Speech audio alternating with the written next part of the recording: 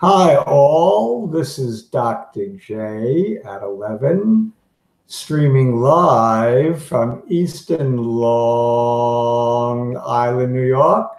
Many of you know me as a analyst in the stock market. Well, let me tell you about another hobby of mine. It's called horse racing. I've been a horse racing fan since the age of probably 12. Went to see my first race at about the age of 14 and started going probably once a week on a Saturday or a Sunday to Aqueduct, Belmont from the age of 16 on. So I am a horse fan devotee, and the biggest credit I was probably the only one of just a few ticket holders to hit the largest triple at Saratoga up until that point, because triples are a relatively new betting tool, probably going back 40 years, maybe 35. Well, I hit one of the first triples that paid over $10,000. It was the ninth race at Saratoga. It actually paid $14,000. And I was fortunate enough to put that one together on a single ticket with 39 different combinations. So it cost me $39. I won half of 14,000 something or other. That was the biggest single hit that I ever made in horse racing. And I can't say that I know exactly how much I'm ahead or behind because I don't keep records. I'm not going to brag that I'm a great handicapper because I'm sure there are better. But I do know horse racing. And together we will analyze the Travers Stakes, which is one of the key races of the year that determines the horse of the year. We're coming off the Triple Crown winning performance by Justify, which was a brilliant performance, winning the Kentucky Derby, the Preakness, and the Belmont Stakes. Unfortunately, Justify has been retired due to an injury, and that leaves a wide open field for the Travers at 1.25 miles, the same distance as the Derby. And many of the horses that ran in the Triple Crown races have entered the Travers Stakes with a shot at winning possibly winning the horse of the year should they go on and win the Breeders' Cup.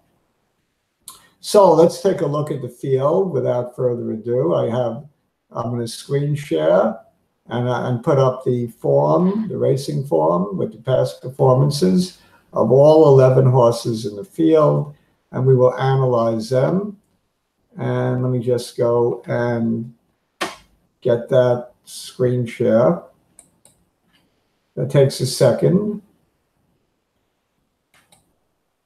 And I'm going to minimize, and we should see it in a second. There we go. So this is a Travers. It's a Grade 1 Stakes. Start at the beginning. I always like to start at the beginning. Well, you see the oval that tells you it's 1.25 miles. And then you should always read the information under in the racing form about the race. It's 1.25 million. It's for 3-year-olds only, and blah blah blah blah blah. Okay, normally it's only colts that enter this race. It says colts all carry the same weight, 126 pounds. Fillies 121 pounds. Well, today there is a special filly who has a shot of beating the boys carrying 121 pounds. So we're going to get to that in a minute. Let's take it, all 11 horses, we'll give them all a look, and then we'll analyze it. We'll analyze it as we go as well. The first horse, first of all, never look at the price because it throws you off. If for some reason you see 30 to 1 or 40 to 1 or 50 to 1 or 20 to 1, you're immediately going to throw that horse out. Well, you shouldn't do that. It may actually be a horse with a chance. Well, let's take a look. Is this horse a horse with a chance? Well, they paid 80,000 to sire this horse to Candy Ride, and it's an Argentine bred. And they bought the connections, Brindley Enterprises, bought the horse for 6,000. That tells you that something wasn't quite right. If a year later, if 2 years later, after siring the horse, they're willing to take a $74,000 loss for him. So evidently he wasn't quite right. But he won, I think at first asking, in a $30,000 cheap maiden race with, I think this is Scott Stevens from Turfway Park. So he won pretty much wire to wire in a fairly decent race, not a great race, and immediately stepped up because he showed promise. When he stepped up, he didn't do too well in a grade 3, and then he tried at Sunland Park, non-winners of 2. He won easily by 7 lengths, wire to wire. Notice the front-running form on this horse. Every race he practically goes to the lead. In the races where he doesn't go to the lead, like the next one at Sunland Park, he finished up the track. So this horse has a habit of either stopping on the dime or winning. Here he managed to rate at a shorter distance. Rate means you don't go right to the lead. The jockey held him 4th by 3 and made a move through the stretch to get up and win by a length and a quarter. So this horse, while he has speed in the sprint, he can also rate in the sprint. However, let's look at the route races, 2 grade 3s. The Ohio Derby, which surprisingly, he was just off the pace and by the half-mile pole on the pace and stayed right with the leaders till the very end at 86-1. See what I mean about not paying attention to the price? He nearly won the race in almost a wire-to-wire front-running fashion. The next time out at 6-1 in another grade 3, he just missed by a head. So he was competitive in 2 grade 3s, and now the owners said, well, I may have only paid 6,000, but I'm going to put him in to try to win my share of 1.25 million. And that's a little ambitious here, considering the caliber of horse he's going to be running against. But keep in mind, he has early speed. And he's been doing well recently. His last race, July 14th. Is he a horse that I think I'm going to ultimately arrive at? Probably not. But not because he's 30-1. Okay, the filly. Oftentimes, very frequently are fillies entered. And most of the time when they are entered in a big race like this, they don't win. There's been one filly that I can remember that won a Triple Crown race. I think it was Winning Colors, and you got to go back probably 30 years ago. I don't know exactly how far back. And that was probably with, I don't remember who was on Winning Colors. I think it was, trying to remember the connections. I really can't remember if it was Lucas or one of the big trainers. Might have been Julie Crone, girl jockey, woman jockey. But that's another story. Horse for another story, whatever. Mark Cassidy is an excellent trainer from Canada. This horse has been running in Canada. WO is Canada. She won $1 million race in Canada, beating the boys. So who did she beat in that race? Well, I'm not that familiar with these horses, but she must have beaten good quality horses in $1 million race. So, and she rated 8th by 2, 5th by 3. She has a kick at the end. This is a filly that I understand is a very big filly, bigger than any of the colts in this race. For fun, she won the next time out at 1 mile and 3 teenies, 1/16th of a mile less than the race before. That was with the end of July, so she's had some rest, about a month's rest, and let's look at her workouts. decent works, regular works, August 10th, August 17th. The August 17th work is stellar. 4 furlongs and 47.3. Breezing, first out of 67. 47.3 for half a mile is a number you might see in an actual race. So to see it as a breezing number in a workout is truly outstanding. So this is an outstanding filly. I don't care who the competition is, male or female. This is a horse with a chance. This filly, in my mind, even without looking at the rest of the field, is going to get a piece of the money. That means first, second, or third. I like this filly. I like the connections. It's John R. Velasquez off. I rad on. I rad Ortiz is the leading jockey, I believe, at the meet. Mark Cassie is having a very rough time at the meet. The trainer is way off his game. He's a better trainer than that. So in any event, we have to keep in mind John R. left this filly to go to another horse. We'll see who that other horse is later. Remember the two, though. Wonder Godot, we're not eliminating that horse. The 3, Gronkowski, well, you got to love the name, especially if you're a New England fan. But the way he rides, the way he runs is so far off the pace. Saratoga is a speed trap. It's speed trap, meaning it favors those who go to the early lead or just off the pace. Almost nothing comes from last. No horse, one horse all meet maybe comes from dead last, like Gronkowski may have to do to win the race. So Gronkowski, despite a spectacular effort in the Belmont Stakes, beating a lot of the same horses in this race, just missing against Justify. Despite all that, he's not somebody that I'm likely to come to win the race. To run second or third, quite possibly. Let's keep that an open mind on Gronkowski. I may be throwing out the winner prematurely because he has a tremendous kick. He's well rested. His workouts are not spectacular.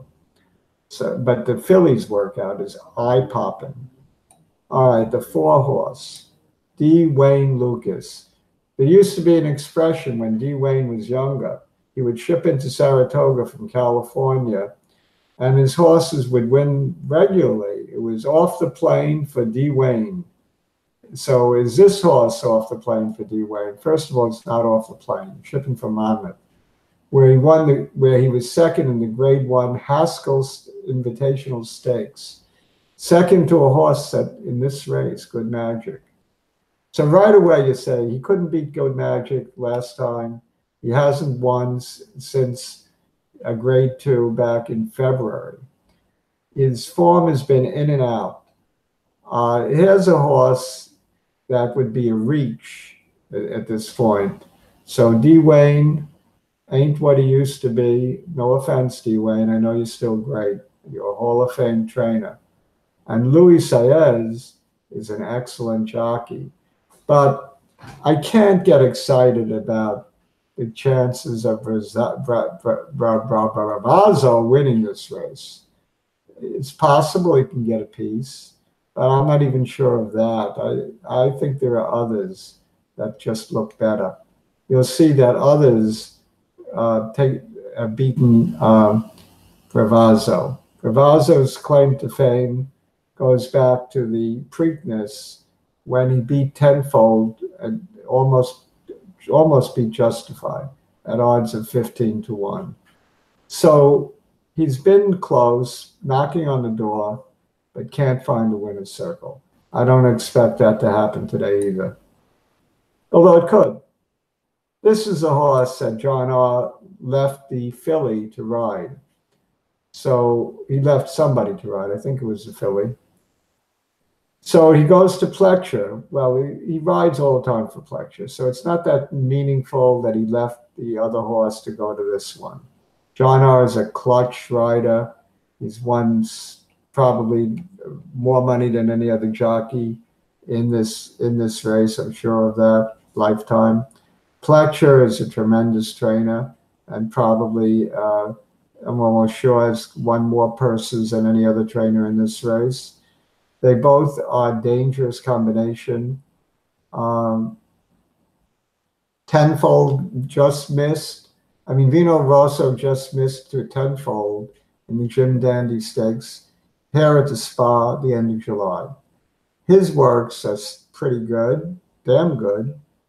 He did a four furlongs and 48 breezing. He's just a little bit shy of the leader, 5th out of 45. So he's very, very fit horse. Maybe not as fit as the filly. It's hard to say. The filly is still prominent in my mind as I look at the form. This horse, Vino Rosso, got beat by some, got beat by Gronkowski, got beat by Gold Music, got beat by Tenfold. Well, if these horses all beat him, then why do you think he's going to turn the tables on him? He might, because he's certainly been close, but probably not the horse I'm going to prefer. Meistermind, Steve Asmussen has had a good meet, winning 21%. He gets Manny Franco, a good, honest jockey, tries very hard, very competitive jockey. Not as big a name as Irad Ortiz or John R. Velasquez, but he's almost as talented, maybe more talented. It's hard to say. Very young and talented jockey. The trainer is renowned trainer, so there's no problem with these connections. The owners, Windstar Farm, have saddled many big winners. So let's take a look at the form. He broke his maiden by 6 lengths, maiden 58K at Churchill, comes back in allowance at Saratoga and runs a Blau race. 30 to 1, you know something? This time the odds do influence me a little bit. While anything is possible in a horse race, this one looks kind of remote to me. So let's keep going. We're getting there. With 4 more horses, we will have looked at the whole field. $550,000 horse. They paid $550,000. Trainer Dale Romans. Jockey Robbie Alvarado, and he has won a Triple Crown race, I think the Derby. King Zachary is the name of the horse. King Zachary has been riding in Indiana, Churchill Downs, Aqueduct, and in the Wood Memorial at Aqueduct, he just didn't run. So you'd have to toss that race. If you toss that race, he still doesn't look that competitive, coming out of 2 grade 3s, winning $200,000 lifetime. So it's a stretch to think he gets up today. Although, again, in horse racing, anything can happen. Mendelssohn, they paid $3 million for this horse. A Scat Daddy sire where they only paid $100,000 to sire the horse. The connection sold him to Michael Tabor and others for $3 million. He's already won $2 million lifetime. And the biggest race he won is a $2 million race in Dubai. He also won in the States at Del Mar. He won a Breeders' Cup race as a 2-year-old. It was on the grass at a mile. Can he get the distance of a 1.25 miles? In the Kentucky Derby, he wasn't a factor. Bet to 7 to 1. Good Magic, Justified, both beat him. He was eased in that race after being banged around early. So you got to throw that race out. So really his first race that he actually was competitive in the States was July 7th at Belmont. Out a mile, he had some speed, and then he just couldn't, he faded through the stretch. So you have to wonder, is this horse right? Well, maybe not, but he's had a history of running bad, 7th by 33, coming back with a good race, 2nd by 2. So he's had excuses. He didn't really have an excuse the last time. Maybe he needed that race. Maybe Aiden O'Brien and Ryan Moore have the horse ready. A lot of maybes. But if this horse is ready, this horse could win the race by open legs. Not only win, but he could win by open legs. So something to think about if you're getting a big price. On Mendelssohn, maybe it's worth a flyer, as I like to say. The 9, the favorite in the race. Jose Ortiz having a good meet, winning 17%. Chad Brown, leading trainer, winning at 29%. The connections are excellent. This is the Haskell winner from Monmouth on July 29th. He won by open legs. He drew clear through the stretch after stalking the lead. This is exactly how you'd like to see him run today. Stalk the pace, grab the lead at the stretch, and pull off. Well, whether he can do that or not, I don't know, but he certainly is in good hands with Mr. Chad Brown. So this horse has never ran a bad race, got a lot of heart. He's a horse for the money. I believe, along with the filly, they're both horses that make the money. Good Magic, and I forgot the filly's name already. And in any event, we'll take another look at that filly in a minute. So Good Magic is a horse for the money, definitely. Can't throw him out. They also paid $1 million for that horse. That's not chicken feed. Okay, tenfold, Catholic Boy, the 10 and the 11. I'm going to lump them together as horses that are competitive, but take turns beating each other. Tenfold, Catholic Boy, who was the other one? Bravazzo. All right, so let's take a look at just tenfold. He wins the Jim Dandy with Ricardo Santana, who's back up in the saddle. In the Belmont, he's flat. In the Preakness, he's around. He just misses to Bravazzo and Justified. In the Arkansas Derby, he's nowhere. He has a horse that has ins and outs, another Steve Asmussen horse. I would not be thrilled about going to him. There's probably of the group,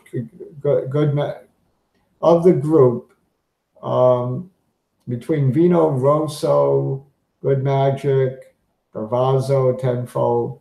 I like Good Magic the best out of that group. And Catholic Boy, he's come to his own on the grass. Back to the dirt, I'm not so sure.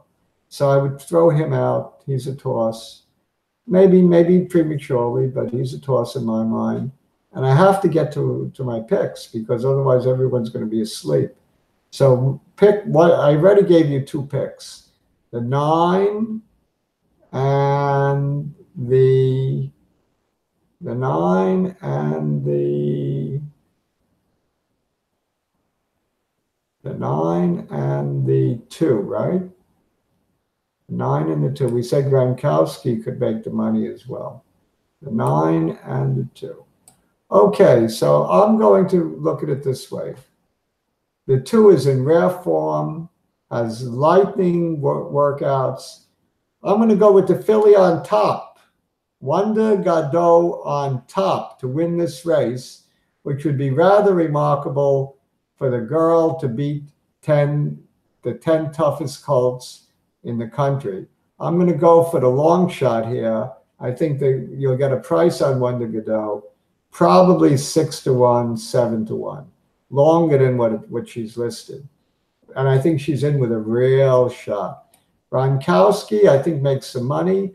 I will put Good Magic for second, Gronkowski for third, and the long shot Mendelssohn with a good effort to hang on to fourth. So what are my numbers? My numbers are 2, 9, 2, 9, 2, 9, 2, 9, 3-8, right? So not number 2, let's check that. Number 2, Wonder Godot would be my first choice, number 2. Number 9, Good Magic, my second choice. Number 3, Gronkowski, my third choice. And number 8, Mendelssohn, my fourth choice. And if I were looking for a long shot backup play, it would be Mendelssohn to back up my bet with a deuce. So if I were betting this race, I would bet very small amount because it's a tough race. I would take for my triple, 50-cent triples, I would probably go the 2 on top, and then for second, third, and fourth, for 50 cents, I would probably bet the 389 with the 389 and the triple, hoping to get a price, hoping Mendelssohn sneaks in. So for 50 cents, it would be a $3 bet.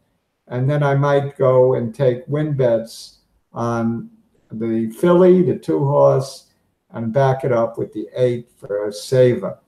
So that's my thinking on the race. I could be way off. I did this quickly. I did this with you looking on.